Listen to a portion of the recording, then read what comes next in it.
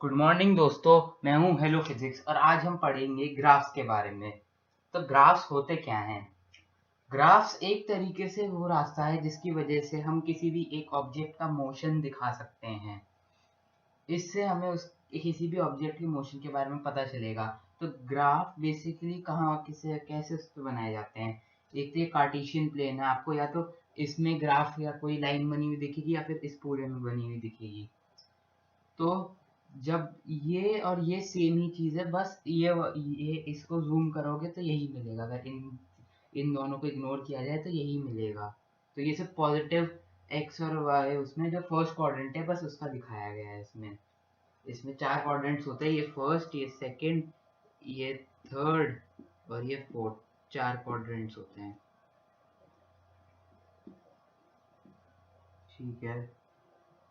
अब अब इसके बाद यहाँ पे एक और इम्पोर्टेंट बात है जो समझनी है हमें, कि यहाँ पे y जो होता है, y की जो वैल्यू होती है, it is a function of x। f of x लिखते हैं इसको। फंक्शन ऑफ x का मतलब है हमने x की वैल्यू को मैनिपुलेट किया है किसी तरीके से। या तो y equals to M x plus C ले लिया, अगर f of x equals to M x plus c, या फिर x की वैल्यू को मैनिपुलेट किया है, या फिर x की पावर 5 प्लस 4 x की power 4 plus dot dot dot करके 25, ऐसे ऐसे करके कुछ भी पॉलिनॉमियल बना दिया। या फिर और भी तरीके होते हैं कि अब ट्रिग्नोमेट्रिक रेशियोज पढ़ोगे तो साइन ऑफ एक्स या कॉस ऑफ एक्स, कुछ भी ऐसे मैनिपुलेट कर दी वैल्यू। या फिर हम मॉड्यूलस फंक्शन होता है कि मॉड्यूलस ऑफ एक्स, या फिर मॉड्यूलस ऑफ कुछ भी polynomial x cube plus 3x squared plus 2x plus 1, ऐसे करके कुछ भी पॉलिनोमियल है तो x की वैल्यू को मैनिपुलेट करके भी y निकालते हैं। तो वो ग्राफ में ऐसे होता है। ठीक है। अब ये x जो होता है ये होता है इंडिपेंडेंट वेरिएबल।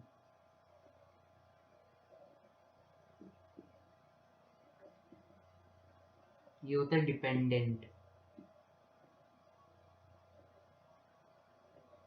अब इसमें डिफरेंस क्या है, मतलब ये मतलब क्या है, कहना क्या चाह रहे हैं? इंडिपेंडेंट वेरिएबल है मतलब कि अगर y नहीं रहा तो हम x को तो डिफाइन कर पाएंगे कि हाँ x की कुछ एक पर्टिकुलर वैल्यू है।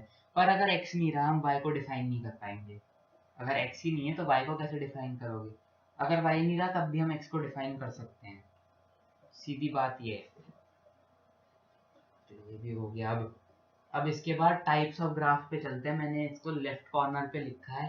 ये है डिस्प्लेसमेंट टाइम, डिस्टेंस टाइम, ये वेलोसिटी टाइम, स्पीड टाइम और ये एक्सेलरेशन टाइम। तो ये मेनली हम पांच, ये सिर्फ यही इसी टाइप के नहीं होते ग्राफ्स, और भी ग्राफ्स होते हैं, पर मेनली क्लास 9th में यही पांच ग्राफ्स आते हैं। एक्सेलरेशन टाइम भी बहुत कम आता है, मेनली ये चार ही आते हैं। तो इन पांच ग्राफ्स के बारे में हम बताएंगे आपको। ये नियरली इनकी सिमिलर ही प्रॉपर्टी होती है, इसलिए मैंने इनको इसके नीचे लिखा हुआ है। ठीक है। तो इसमें बेसिकली अब आपने ग्राफ्स पढ़े होंगे तो अब बता देते बेसिक वो क्या है। हम में एक सीधी बात बता देते हैं, ये x है ये y है, हम ये ले लेते हैं, ये 0 है।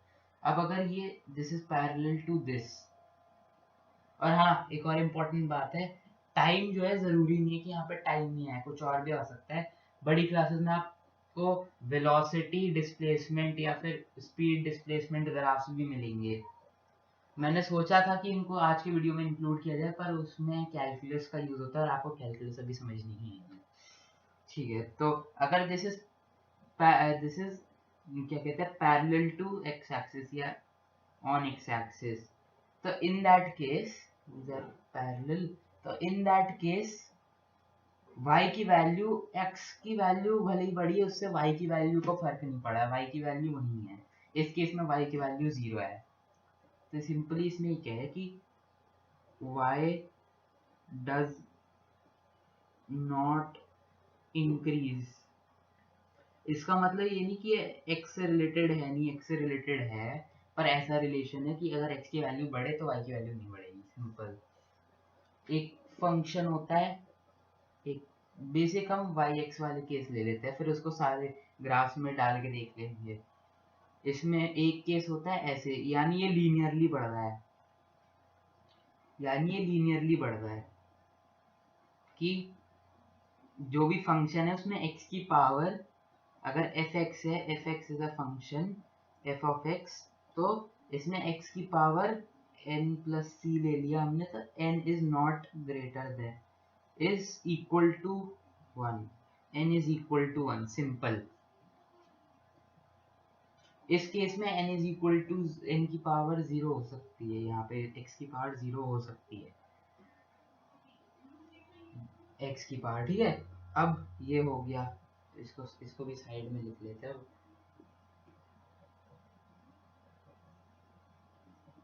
X n plus c n equals to 1 f x. एक होता है केस जहाँ पे ये ऐसे जा रहा होता है या फिर ऐसे जा रहा होता है, तो इन दैट केस इसकी जो पावर होती है, इसको अगर हम एक्स एन प्लस सी लिखे, सी कुछ भी ये कुछ भी एक और टर्म्स है कि एक्स से टर्म से बना है कुछ भी, f x equals to x n plus c, तो यहाँ एन की पावर, एन जो है उसकी पावर इवन होगी, एन इज इवन, एन इस केस में ऑलवेज इवन होगा। इसका ग्राफ एक्चुअली कुछ ऐसे बनेगा, इस वाले केस में कुछ ऐसे बनेगा या कुछ ऐसी। तो इसका ग्राफ ये होता है कि x n plus c x is always even. तो जो हम पढ़ते हैं इसमें, इसकी वैल्यू अगर हम कुछ भी, ये x है ये y है, तो इस केस में x की वैल्यू मतलब y की वैल्यू अकॉर्डिंग टू x वो बढ़ रही है, क्या कहते हैं, क्वाड्रेटिक उसमें बढ़ रही है, और ये क्वाड्रेटिक उसमें कम हो रही है। इस वाले केस में 2 ले लेते हैं और इसको 1, तो 1 में ये क्वाड्रेटिकली इंक्रीज कर रही है और सेकंड में ये डिक्रीज कर रही है क्वाड्रेटिक उसमें, ठीक है। अब एक और केस बताता हूँ मैं। यहाँ है ये x, ये है y, ये है 0। अगर इस केस में इसकी वैल्यू कुछ ऐसे है, अगर ऐसे दिखाया जा रहा है कि, यहाँ क्लियर बनाता हूँ, यहाँ पे क्लियर नहीं बनेगा, प्रॉब्लम हो रही है वहाँ, कि ग्राफ या तो ऐसे करके कुछ आ रहा है, या फिर आपको पूरा ग्राफ दिया है तो ऐसे करके कुछ आ रहा है, कि ऐसे करके कुछ भी ग्राफ आ रहा है, तो उसमें सिंपल है कि x की जो पावर है, ये x ये y, इसमें x n प्लस सी है, इसका f ऑफ x, तो n is odd, n odd है, x की पावर 5 हो, x की पावर 3 हो, पर n is not equal to 1, 1 नहीं है n की वैल्यू, ठीक है। तो ये हमने बेसिक पढ़े हैं, तो एक जगह लिख लेते हैं इनको, फिर सबसे करेंगे, एक शेप से समझ लेते हैं। तो वो जो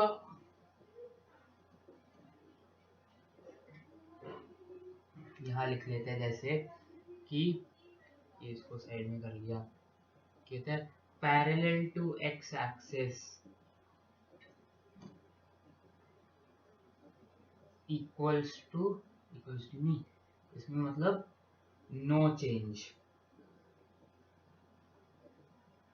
इसमें not parallel to x axis और वाई एक्सिस पर स्ट्रेट है, स्ट्रेट लाइन, इसमें है लीनियर चेंज, इसमें है, कहते हैं कि ये पैराबोला कहते हैं शेप को, पैराबोला। तो इसमें x की power n plus c f x equals to n is even, और अगर कुछ ऐसे s शेप आई तो, या फिर ऐसी शेप आई, तो इसका हो जाएगा x की पावर n प्लस सी, तो है फंक्शन इसका यहाँ पे n is odd but not equal to 1। अब यहाँ से लेते हैं हम, तो डिस्प्लेसमेंट टाइम और डिस्टेंस टाइम में नियरली सेम ही होता है, तो सबसे पहले ये लेते हैं कि पैरेलल है, तो यानी इसकी डिस्प्लेसमेंट टाइम से नहीं बढ़ रही है, ठीक है।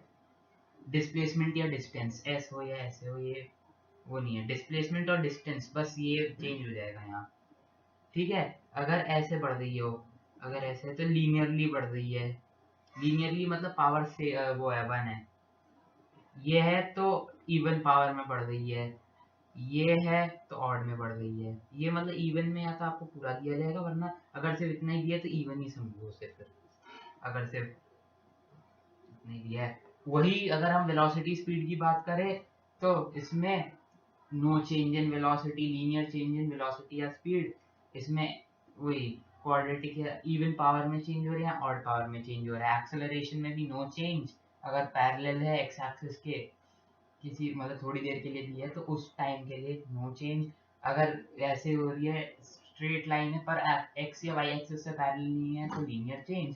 अगर उससे वो है, अगर एक पैराबोला बन रहा है, आधा पैराबोला है तो एन इज इवन और यहाँ एन इज ऑड, अगर ये एस ऐसी शेप बन रही है but is not equal to 1। अब हम इस ग्राफ में से कुछ कुछ क्वांटिटीज डिराइव कर सकते हैं। और हाँ, इम्पोर्टेंट बात, अब आपने ये सोच लिया कि हाँ इसके पैरेलल तो हो सकती है, एक्स के पैरेलल, वाई के पैरेलल क्यों नहीं हो सकती? वाई के पैरेलल इसलिए नहीं होती क्योंकि आप ये देखो, ये टाइम है, एक्सेस है, टाइम वाले केस में बता रहा हूँ मैं।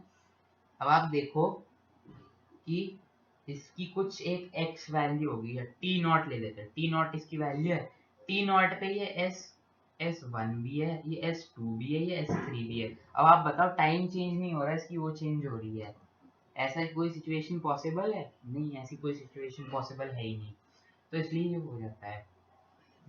ठीक है। अब ये देखते हैं कि अब इनसे क्या क्या क्वांटिटी डिराइव हो सकती है। एस टी ले लेते हैं, तो सबसे पहले हम इसमें दो चीजें कैलकुलेट करते हैं, बेसिक लेते हैं। एक होता है स्लोप, तो लेट्स सी, इसको मैंने ले लिया ए बी ये पॉइंट और ये पॉइंट सी, अपने उसके लिए ऐसे, ठीक है।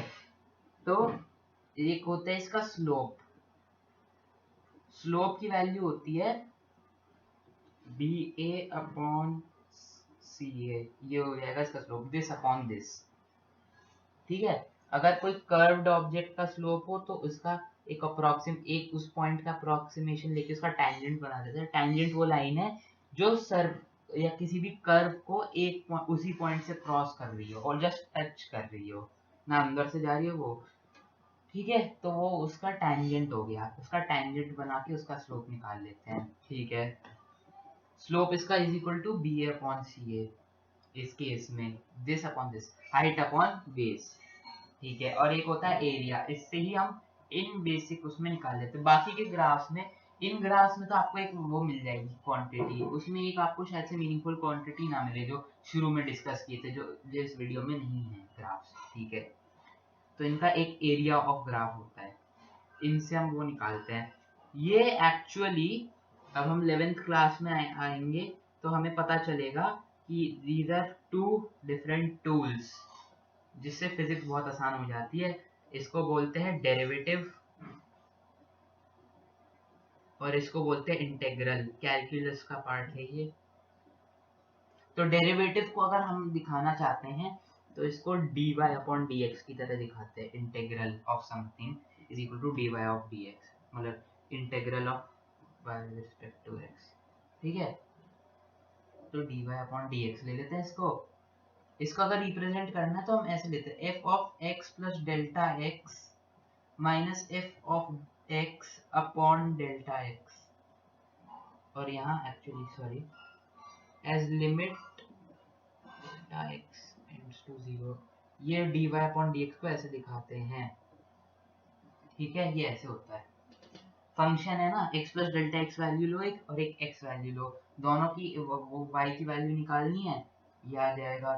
तो स्लोप में भी हम क्या देखते हैं, स्लोप का क्या फॉर्मूला आता है, स्लोप में आपको बोलते हैं तो delta y upon delta x, या बोलेंगे tan थीटा अगर ट्रिग्नोमेट्री पढ़ी है तो delta y upon delta x है। f ऑफ x क्या होता है, f of x equals to y, ये हो जाएगा y1, ये कोई और वैल्यू आएगी y, तो y1 माइनस वाई हो गया डेल्टा वाई यानी change in y upon change in x हो गया।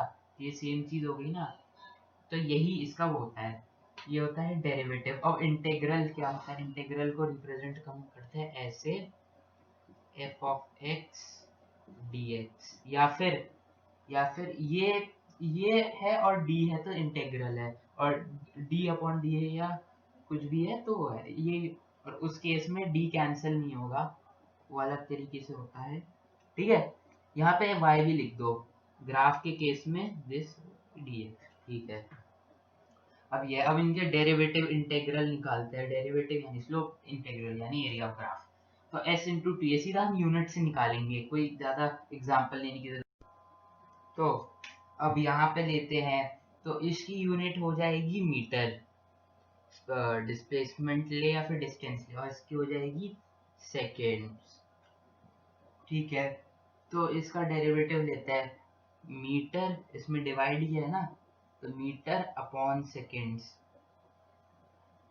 तो इसकी वैल्यू आ गई, जो भी यूनिट जिसकी मीटर पर सेकेंड होती है। अब डिस्प्लेसमेंट, यहाँ डिस्प्लेसमेंट है और यहाँ डिस्टेंस है, तो डिस्प्लेसमेंट वाले केस में तो वेलोसिटी होगी और डिस्टेंस वाले केस में स्पीड होगी। ये इसका वो हो गया, क्या कहते हैं, डेरिवेटिव, ठीक है। अब इसके बाद इंटेग्रल लेते हैं, इंटेग्रल आ गया metre into second, metre into second से तो कुछ आ ही नहीं रहा, तो इंटेग्रल से तो अभी तो हमें ऐसा कुछ नहीं है जो हमने पढ़ा है अभी आज, मतलब रिसेंट वीडियोस में। तो इसको एक जगह लिख लेते हैं, सबसे बेस्ट रहेगा, यहाँ लेफ्ट में लिख लेते हैं। अब हमने ये सब,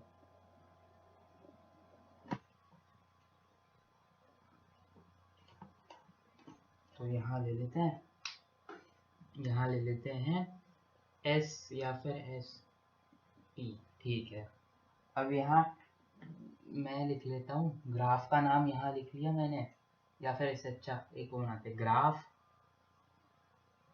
डेरिवेटिव के लिए d, इंटीग्रल के लिए i, ठीक है, सिंपल लेते हैं, ठीक है। ये है s स्लैश t, ठीक है। इसका डेरिवेटिव तो मिला इंटीग्रल na मिला, मतलब कुछ अभी हमें नहीं पता, तो ये हो जाएगा स्पीड या वेलोसिटी। अब इसी से लेते हैं, इसी से लेते हैं अब ये वेलोसिटी टाइम ग्राफ या स्पीड टाइम ग्राफ। अब इसमें क्या है, इसमें हमें मिल रही है स्पीड, इसके ही यूनिट मीटर पर सेकेंड, और एक दूसरी यूनिट आ रही है सेकेंड। तो पहले तो डेरिवेटिव लेते हैं, तो मीटर पर सेकेंड डिवाइडेड बाय सेकेंड क्या आया, मीटर पर सेकेंड स्क्वायर। ऐसी क्या चीज पढ़ी हमने जो वो हो जाएगी, क्या कहते हैं, जो वो है जिसकी यूनिट मीटर पर सेकंड स्क्वायर है, एक्सेलरेशन है इसके केस में, इसके लिए स्केलर एक्सेलरेशन है। इंटीग्रल क्या पढ़ा था, इंटीग्रल है मल्टीप्लाई करने पर, तो मीटर पर सेकंड इनटू सेकंड क्या होता है, मीटर, तो वो क्या हो गया, डिस्टेंस या डिस्प्लेसमेंट, ठीक है। तो ये हो गया, ठीक है। अब ये वाला केस लेते हैं तीसरा, एक्सेलरेशन टाइम का। एक्सेलरेशन टाइम के केस में हमारे पास यूनिट्स क्या आ रही है, मीटर पर सेकंड स्क्वायर और सेकंड, ठीक है। अब डेरिवेटिव क्या है, तीनों को डिवाइड किया, मीटर पर सेकंड क्यूब। ये आपने पढ़ी नहीं है, पर इस पे मैं एक वीडियो डालूंगा, इस पे आपको मिलेगा जर्क, जर्क होता है ये, ठीक है। इस यूनिट का नाम होता है जर्क, मीटर पर सेकंड, और सेकंड को अगर सेकंड स्क्वायर और सेकंड को मल्टीप्लाई किया है मीटर पर सेकंड, तो ये क्या मिला हमें, इससे वेलोसिटी मिल गई इसकी। आप यहाँ पे तो वही है वेलोसिटी, अगर मैं स्केलर एक्सेलरेशन लेता तो स्पीड भी आ जाती, तो वेलोसिटी मिली हमें, ठीक है। तो यही था डिस्कस करने को इस उसमें, और इसी से वीडियो समाप्त होता है। Thank you and bye.